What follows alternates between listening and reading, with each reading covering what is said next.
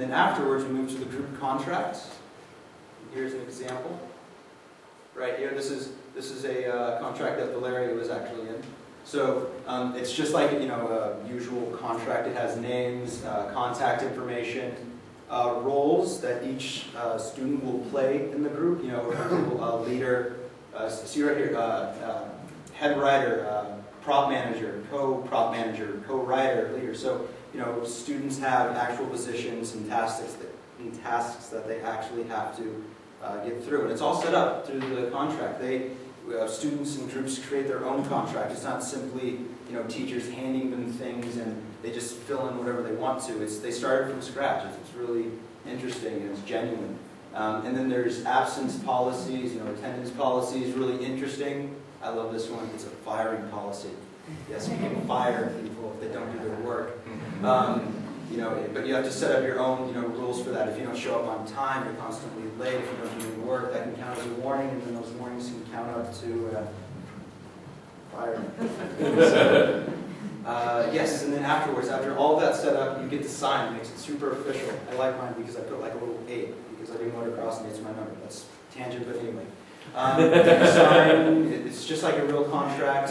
After the contract, we jump to looking at the rubric. Here's another example. We use this during every project. It's basically our tool that we use to grade how our projects are run, how our end projects are like assessed. It can be smaller assignments. It's broken up into 3 categories: unsatisfactory, proficient, and advanced. Unsatisfactory basically lays out what you're not supposed to do. It kind of gets back to that firm grasp on reality. It's nice to have because some students still do unsatisfactory. Anyway, proficient is basically the standard, like what you're supposed to meet. It's typically a C, sometimes ranging up to a B minus. Anyway, after you've met proficient, you can move on to advanced. Advanced is moving, step above. It's not required, but it's like going the extra mile in a sense. So as you can see, 10 reps. Yeah, the last 10 reps. Worth it, right? Yeah, you're worth. Yeah. This is just an example, but this is actually one of my rubrics that was used to grade me for the How I Learned to Love Big Brother project. As you can see, I scored in advanced here. That's just anyway, so nevertheless, teachers will etch out what I've done. Student uses language and images that creates a strong positive reaction to the audience. So things like that, get you in advance. Anyway, that's the rubric for you. Next. Yes, we move into actual project work. That's the real meat of the project. It lasts for 3 weeks. We actually have a side project going on in political studies. It's called the stock market game. It's lasting about 6 months. It's where we were given $100,000, yes, to invest in the companies. I actually put some money in Bank of America and Wells Fargo. I really regret that, but never mind. Thank God I invested in CAT because CAT saved me. Then you actually, moving from project work, you go into project turn-in. It's where, projects can end in a number of ways. It could be a video that you put together. It could be a portfolio. It could be a presentation. It could be anything, but you turn it in.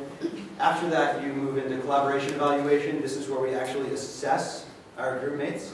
It's honest, it's separate from the teacher's grading. We can give them true grades based on how we feel like they performed. If they did a poor job, give them a poor collaboration grade. If they did an average job, they didn't necessarily shine, but they didn't slack, we give them an average grade.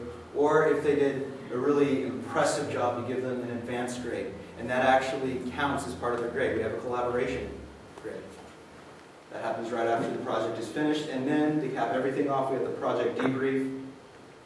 It is where we get together as a whole class and as teachers, and we make suggestions, things that we liked about the project, so the project can be improved or possibly go better the next time it's introduced. Absolutely. All right, moving on to our very first. Sorry, could you take a look? Yeah, absolutely. Sorry. To our very first project example. This is called Nature of Man. It was a 2-part project, so it was 2 projects and kind of one thing of curriculum. Our very first portion of the project was pretending to be union leaders and putting together an ad campaign that resembles our beliefs on whether or not artificial intelligence should have rights. It was that general and that not serious, just so that no one got into any hissy fit or no one, I believe in this, you know what I mean. So anyhow, this is our oral communication rubric.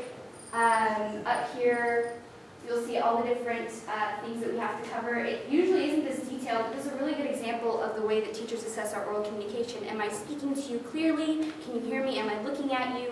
Am I not slouching? Am I not using like, yeah, anyway, so, and that, freshman year. So anyhow, so this was a really cool project. It also had to do with a bill that we had to put together, so it kind of covered a lot of politics and the kind of standard that goes along with. Bill writing wasn't my favorite, but I like this project. Part 2 of this project, our whole class pretended to be Congress, where my period, my block, was the Senate, and Tony's was the House of Representatives, Tony being the majority leader for the Democrats who represented Alaska. I was voted most likely to be reelected as a Republican. Anyhow, so that was a really cool project. I mean, we sat as Congress, we got to write blogs, we argued, we had to talk efficiently and in the correct terms that they do in Congress. And it was a really fun way of teaching us how our government works in a pretty detailed manner. Moving on to our second example of a project at New Tech. Also for political studies, by the way, is the English class that we're taking. It's 2 classes. It's English Standard 12 and Political Science the first semester and Economics the second semester. I know that's kind of complicated, but that's the way we roll. So, red flags. Has anyone ever heard of red light cameras? Not here? Really? Wow. Red light cameras. Stoplight, Has anyone received a red light ticket? Oh, we got okay. All right. Well, this project was my very favorite project because it was a real project. You remember when Tony was talking about the entry documents? They're usually written up by our teachers. They're